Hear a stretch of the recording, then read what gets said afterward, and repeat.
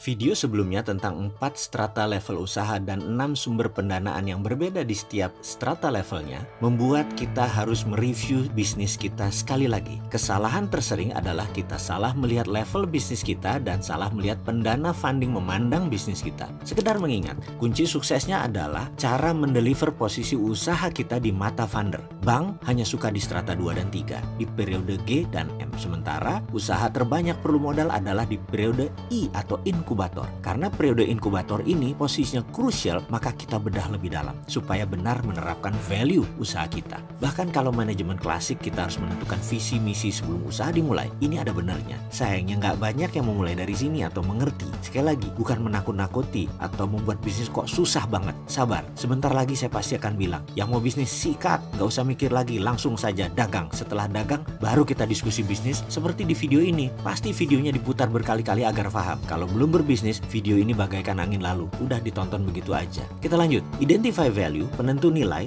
Value inilah yang membuat Wright Brother membuat pesawat terbang. Value lah yang membuat Steve Jobs dan Wozniak membangun Apple. Value lah yang membuat Zuckerberg membangun Facebook. Jadi kunci utama sebelum ke inkubator adalah identify value, menentukan nilai. Nilai bisnis, nilai Anda, nilai pasar, nilai perusahaan. Bisakah sahabat menentukan nilai tadi? Gampang kan? Kita lanjut. Setelah identify nilai dilakukan, baru 3 hal yang dikenal dalam dunia manajemen dinamakan 3S. Strategic, structure, system dilakukan. Ini saya berusaha menjelaskan secara sederhana satu persatu. Saya tahu jadi pengusaha itu sulit. Matrik berpikirnya banyak. Multitasking job. Jadi memang harus selalu bersemangat. Pengusaha itu bukan pedagang, bukan penjual. Jualan itu merupakan salah satu dari puluhan hal yang dikerjakan oleh pengusaha. Semua pengusaha itu bisa jualan, tapi tidak semua penjual bisa jadi pengusaha. Trading atau jualan adalah barang orang lain yang Anda jual, seperti toko kelontong, warung rokok, penjual asuransi, sales property, MLM,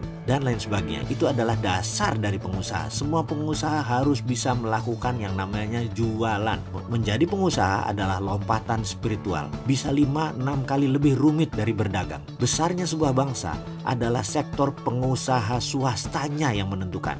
Yang mampu menghidupkan para sales, yang mampu membayar gaji para akuntan, legal, pajak, memutar ekonomi dengan chain of production. Semakin panjang chain of production, semakin besar revenue sales perusahaan dan semakin rumit organisasi bisnisnya. Kita belum masuk diskusi chain of production, belum masuk global chain dunia. Rantai produksi biasanya awalan starter inkubator. Biasanya rantai produksinya pendek, hanya 3-5 step sudah langsung dagang. Contoh, Anda seorang trainer, mata rantai produksi hanya Anda jualan proposal ke perusahaan, modal bawa diri, presentasi masa lalu, dan proposal latihan yang dibutuhkan oleh perusahaan tersebut. Ketika purchase order keluar, Anda menyiapkan materi, makalah, lalu mengajar dan menagih. Semakin tinggi harga perusahaan, semakin menuntut jasa Anda lebih banyak. Di awalnya misalnya ada pre-test, di akhirnya ada post-test, ada laporan setiap sesinya dengan cuplikan video pelatihan, dan ada laporan dari Anda ditambah coaching setelah training dalam 3 bulan, kemudian ada review, dan hasil dari pelatihan tersebut ada growth, ada pertumbuhan di penjualan, ada behavioral changing di manajemen. Kesimpulan, rantai pelatihan menjadi panjang dan ini membedakan satu usaha pelatihan